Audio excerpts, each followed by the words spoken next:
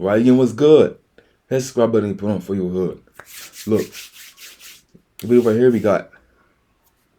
It said a lady tried to use her looks to get away with the case. A murder trial too. Yeah, the video. He didn't tell me what he was going to do because I don't know the severity.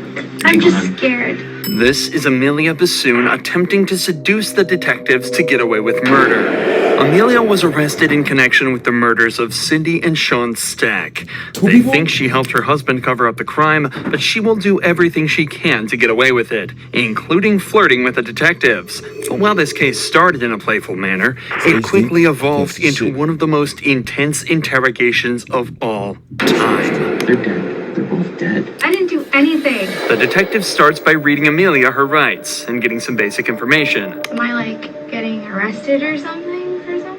Or I'll explain it to you. Yeah, explain it to you. Just normally when this starts is like someone getting in trouble or arrested or something. Well, we just, like I said, we want to be able to talk to you.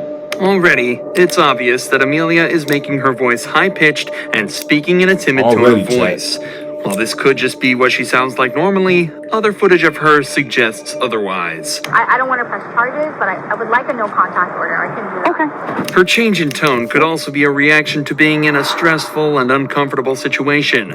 But as the interrogation continues, she begins to show more and more of these flirtatious signs. What happened with Josh? Did you say that? Did I hear you say he shot himself in the leg? Yeah, so in December we went bowling. Okay.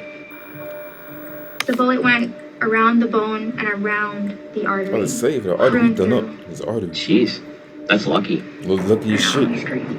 He's lucky as hell. How long you guys been married? It'll be a year in September. Dog, if a female talking to you and she like exposes her hair like this, I mean she flirting with you. So right here, she's trying to get in this nigga head. So it's like, it's weird.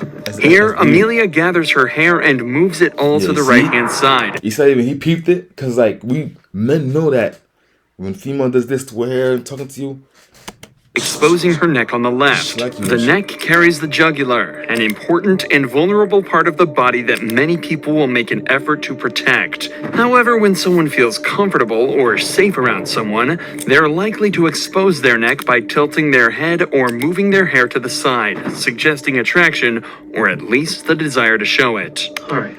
So, Amelia, I can tell you the reason why we're here today is because of that issue with the bank. Okay. All right. Does that surprise you? For this type of situation, yeah. Okay. Like this intense. I mean, I got in trouble at work, which makes sense, but I'm just confused about this. Well, let's walk through it a little bit, okay? Let's walk through that and see how maybe we came here today, all right? And find out if this was just a misunderstanding or what, okay? The story ended with Cindy and Sean dead, but started with an equally disgusting crime. Amelia was an employee at Chase Bank and exploited her position to steal $50,000 from a dementia-ridden man. She wrote 2 checks from his account, and her husband Josh deposited them in his accounts. When Cindy and Sean started asking questions, Josh purchased a gun and shot the pair in their own apartment. This interrogation is not only to uncover the details behind the theft, but also to determine what part she... So, allegedly, she made a heist and her husband ain't like the way that they was... Wait. So, from my understanding is that she did the heist. She stole whatever. The people that found out who stole it, they know it was actually. So they know that he was involved with it. So they threatened the car. They threatened to call the cops on them. So you murked them, adding more charges to you. I would take a for like fucking 10 years. Or pick one. To keep the money with 10 years or go to jail for life. The fuck, bro? Played in the killings. So what happened with this write-up? So, I mean, had you been a banker for him for a while? I mean... Yeah, so I've been his banker since I moved here. So what happened with these checks? Nothing, I should call them.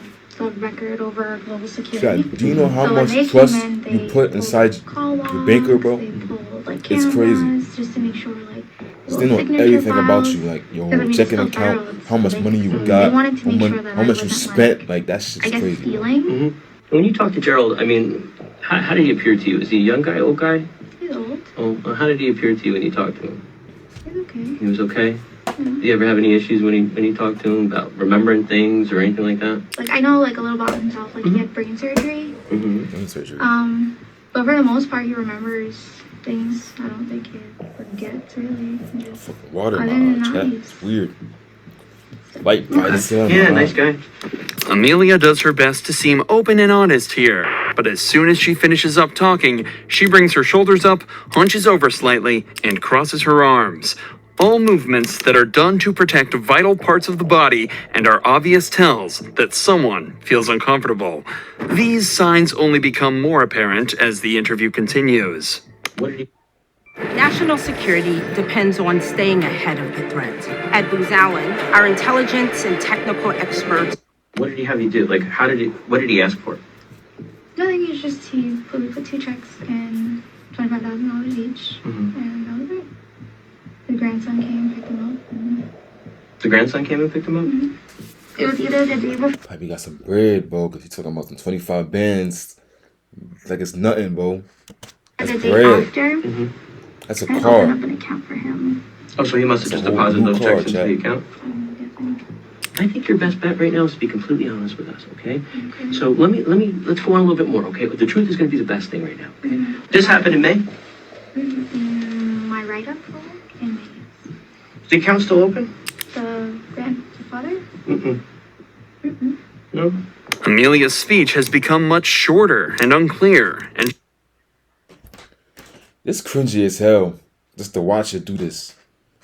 What the fuck? continues to seem more and more uncomfortable when pressured about Gerald's banking records. Of course, the detective has noticed this and is seeing straight through her original timid and playful demeanor, so he Like, they decides to trained- ramp up the pressure. They mentally trained for this, bro. Like them detectives, bro. They different than cops. Like cops are bums. Them niggas just do anything. But detectives, bro, they mentally trained to get deep in shit, hawk shit down. Like that shit is crazy, bro. At a certain point in time. Detectives be you on have to move their past it, bullshit right? too. He's a nice guy, and I'm sure you really do care about him. I do. You see now? But it's not like I don't want to make it. Okay. See what I'm talking about? They No. mentally in your head. Did you take advantage Now of this him? nigga in her head, chat. I don't want to say I took advantage of him because he's a really nice guy. Yeah. And Josh, did he ever talk to them? No, he never spoke to them. He doesn't even know who they are. Would he have been at their house? Him? He doesn't even know where they live. I don't even know where they live. Well, you have access to his account. Yeah, but I haven't. You opened it. Yeah, but I don't remember his address. You talked to Cindy? Possible she gave you their address? Is it going to be in the text messages? Bro, the address is in the bank. The bank knows your address. You know that, right? The bank knows your address, the bank statements, all that. So she could easily just go, as soon as she opened the account, she could see that the address right there. Because it's bank record, it's government files. You feel me? You don't remember if she So, gave you the like, address or not? She never did. she probably got the address, Possible bank Josh went over statements. there and you didn't know? I mean, how would he know where they live though? That's not the question I was asking. Is it possible that he went over there? Not that I know. No. So you can't say for sure he did or didn't? I can say no. How To my can you say knowledge. no? Because he doesn't know he doesn't know them. Amelia now decides to change strategies. Instead of her original flirtatious and playful demeanor, she's switched to an innocent and clueless one. At points, she even smiles and laughs while being asked serious questions in an attempt to downplay the intensity and pressure. This is a sign that the facade she's put up is starting to break, and the detective takes this as an opportunity to press her even further. The chat, detectives, bro. Them niggas a different breed, bro. I'm telling you, because they not cops. They don't do that aggressive, wah shit. These niggas will get to your brain, and if you step up to them one lie, they gonna fucking take that lie and run with it. And they gonna make you tell the truth out the lie. Like, so it's crazy, chat. You need to start understanding the severity. They be on their bullshit, bro, for real. Because I don't know if you really do. All right, and I think you need to start understanding that how this interview goes and what decisions you make here are going to affect your life for a long, long, long time. I think you think that you had this all planned out, and I think and again, not saying it in a bad way, but this is what we do. Okay, when we make mistakes, we figure things out and go, okay, all right, there's a lot more going on here, all right? And you know whose name is all over this right now? You and Joshua, okay? You need to start thinking real hard and real fast, okay? Who is involved in this and what happened, okay? That's all I know. Okay. Things got out of hand. Okay? This got out of hand. I think what happened was Cindy was asking you for this money back and you didn't have it. And there's some issues there. Okay? Sometimes, again, when we make a mistake, we do something wrong and the ball gets rolling and we can't stop it. You understand what I'm saying? Okay? Listen, you have your whole life ahead of you. I know. You have a 7-year-old son. He's 7 years old. So whatever happened beyond this, we need to know. Because if you want to keep going with what you're telling us, okay, then we're going to have to go on that, all right? And you have to understand. Yeah. Okay. So somebody did something, we need to know now. Talking about her son obviously strikes a chord with Amelia, and as interrogations are all about exploiting emotions to extract the truth, the detective jumps on this to make her as vulnerable as possible. Did Josh put you up to this? Oh. Well, this is the stuff we need to know. Listen, if he put you up to it, he put you up to it. That's okay. Again, like Detective Reshi said, I think you're kind of at this crossroads right now, okay? You've got Josh, who you probably love, and he's your husband, okay? But you also have Julian. And you got to picture that little boy. You got to picture not being able to watch him grow up. Think about that for a second. Still doing your job time regardless, because you already, he knows that you did the fraud, you admit to the fraud, so the fuck on. That's a white collar crime right there. You better go down for like 15 already. So that kid fucked up regardless. No mom, no pops regardless. He put somewhere very far away from him. And the only way you're gonna have contact with him is through letters. You're gonna get pictures in jail, in prison, of your little boy growing up. That's your future. I don't know the severity of what he did. What did he do? But he knows the relationship that I have with Mr. Stack. He knows that. I mean, I would take him food, like. Listen to me. So at a point, he would get upset with me that like I'm too nice, that I can't kind of act with my customers. But he's the old guy. He has no family. Well, I mean, I talked to him because he's my husband. I talked to him. Did Josh say that you kind of were owed this money because you were taking care of this guy? I don't know if he said that, but something like that. What did he tell you? I don't want to get in trouble. I didn't do anything. Okay. We need to know. Well, then tell us, okay? Tell us. They're both dead. They're both dead. Like, what the fuck? Dead. That's a double murder.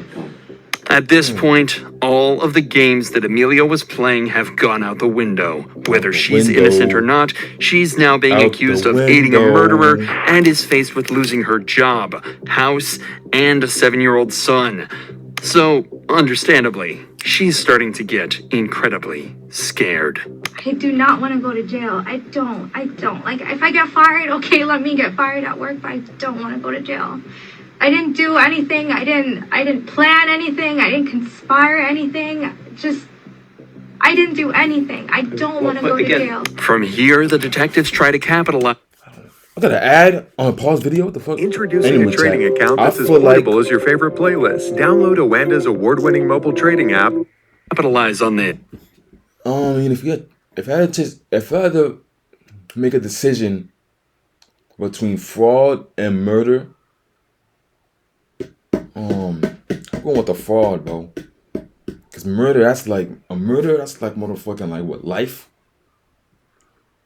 That could be 25 to life or even a death penalty, bro. A fraud just a white collar crime with like 10 years. I'll take a white collar with 10 years, class A felony, than having a motherfucking a murder charge that's 25 to life or a possible death sentence. You feel me, bro? Like, I'll take that. Using her vulnerable state to try and extract as much information as possible from her. But Amelia asserts that she's only told the truth throughout the entire interrogation.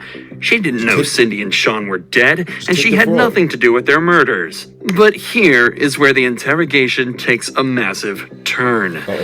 These detectives have now been talking to her for over 2 hours, and they've executed this style of interrogation. There's 2 of them bitches.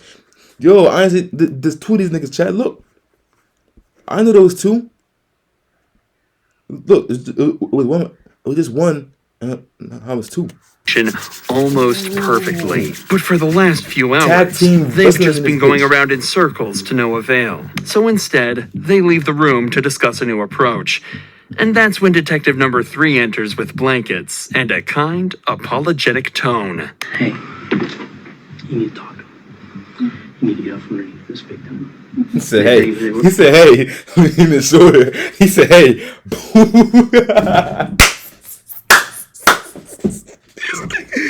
He said, hey. And lean his shoulder like that, chat. He trying to be all flirty with her, match her energy. I'm telling you, bro. These detectives, chat. These detectives, they get to your brain. They know so much mental things about you. These niggas are so psychological. How you say the word? Psychological, however you say it, chat. But these niggas be get to your brain, bro. Like, these niggas is so smart with this shit. To be a witness, not a suspect. That's why I want to talk to them, because I just don't want to be involved in see how you adapted to the situation? I don't want any part of this. I want to be able to go home. Okay. Entering like this after such a stressful experience with the other detectives will set Amelia's mind at ease and subconsciously enforce the idea that he isn't a threat. At the start of the interrogation, Amelia was trying to seduce the detectives in an attempt to get better treatment and hopefully even a lighter sentence. So if the 3rd detective plays into this by treating her kindly and playing her game, maybe he'll have a chance. If the 3rd detective plays into it, yo, like these niggas, these niggas, they leave the room, they all get around in a circle, start talking. Okay, she being flirty with me, she's trying to act clueless with me, she's trying to be all shy and down to earth with me. You come in and match your energy. You match your energy, that shit can either come out smoothly or come out bad. That shit comes out bad, we put a rough house on her, we gonna send her to jail. These niggas, they so tact. These niggas finding so out what really happened. In these cases, you can't lie. You can't, which means holding something back, telling a partial truth, or just flat out lying. That is accessory. You're protecting someone, and I'm telling you right now, you don't need to do that. If you know what happened, tell me. I had that, bro. I'm missing my I hat. didn't tell you what he did. Don't you have to say anything? No, he just told me if you say anything, then... Like because, I mean, I'm not stupid. Okay, but eventually he told you what happened. No, he didn't tell me that he killed anybody. Or that he was going. But you know that he was going over there. I knew that he was going over there. What day? He told me, he's like, don't worry about what I'm doing. I'll take care of it. Talking about them, though. I'm guessing so, because that's just what he keeps saying. Your importance is in details, not in vagueness. They told me I'm going to jail regardless. Well, the fraud part may be. Chill, Chad, I'm bored. I got bored like a second. Compared to these charges. Yeah. For first degree murder charge. If a double I say murder. all of these things, will I get in trouble? If you don't say any of these things, you're definitely going to get in trouble. But this is where I'm scared. If I say these things, like, I didn't do any of this. Put it this way. If you protect him and you don't tell us everything, then you're part of the crime. Amelia is now met with a harsh dilemma. She has to either gamble that the detectives never connect her to the crime and face felony charges herself, or fess up and snitch to the police, likely sending her husband to jail for the rest of his life. This is her last chance to make the right decision. Chat, was y'all telling your wife and females, was y'all telling your husband? Let me see something real quick. So in her regards, she didn't do the murder, so she don't give a fuck. She didn't do the murder. She just did the fraud. Okay. So you got these scenarios here, chat. Would you take the fraud and let your husband do the murder? Would you snitch on your husband and come home clean and say that's all his fault? Because basically it is his fault. Or just motherfucking say, I did the murder I did the murder for her too. I did both of them. And let your husband be free, and you just do the whole time. Got 3 choices, chat. Let me know. Or she'll never see her son again. Let me know your opinion, chat. I want to know the answers. So I let her know she wanted to know. She went with her dad to the bank and she looked at the transaction history and she wanted to know what the checks were. So I can't tell her much. And then he's over my shoulder listening to my conversations with her. And he's just like, I'll take care of it. Don't worry about it. He just wasn't having it. He didn't want me to talk to her. He didn't want me to contact her. Yeah, who are we talking about, her? Guy's daughter. You know her name? Cindy. She's on the Cindy. And he knew who Cindy was? Only because of the conversations that me and her were having. Okay, go ahead, I'm sorry. The next day he went and he bought a gun. I don't know if it was Tuesday or Wednesday. He called out of work. He said that I'm gonna take care of things. The next day. Is she choosing Rocky's second option to snitch on the whole thing? That's chat. That's number 2, chat. The snitch. She doing that? He comes home and he's like banging on the door. This is like where the apartment or the house where we were at today. Yes. Okay. He came banging on the door. When he came home, he took the gun apart. He was shaking. He took all his clothes off. He put it in a garbage bag, and then he went by his mom and dad's house. Okay. When did you become aware that he was involved in the murder? Well, I didn't know what happened. I just stopped hearing from her. And then when I said something about, can I call her? He told me no. And then he got really mad at me. And he was like, if you say something, I'm going to kill you. Okay, he's not going to say that unless he told you about the murder. That's the part that's so when did he tell you about the murder? Sweetie, you got to let this go. You can't. Anything you hold back is not going to look good. You got to just tell it. It hurts. It's scary. I understand that. But not talking is worse for you than talking. He never describe how, what? He never physically said, like, what he did or if anything was done. Did he say he shot him? Well, I'm guessing he had his gun, so. Raheem's dead. Somebody shot him. Chill. So guess. Did he tell you that he shot him? Yes. He said he shot him. There we go, chat. She is now a free lady. Go back to your crib. Go to your son. Bye, chat. Bye, chat. This shit over with. And with that, the detectives managed to use Amelia's tech. Clap your hands on, chat. Clap your hands, chat. Them detectives, bro. Them niggas applied pressure, bro. Damn. Against her and got her to confess to her own husband's crime. The detectives also stuck to their word and, after confirming she had nothing to do with the murders, dropped the charges against her. She was, however, still charged with the theft and sentenced to 3 years in prison. Josh, however... You just ducked fucking 50. That's... No. That's 2 murders. That's double. Well, I'll tell you, chat. You can take that she chose scenario 2. Tell on your husband, take the fraud, you fight the fraud, you get 3 years in prison. She ducked 10. Fraud usually 10 years. So she ducked 10. He did 3 years.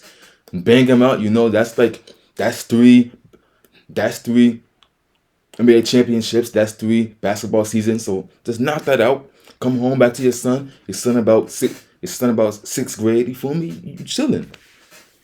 Damn. Was found guilty of the first-degree murders of Cindy and Sean Stack and was sentenced to life behind bars. Man, chat, man, that's the end of the video, man. Yo, them detectives, bro. Chat, clap your hands, chat.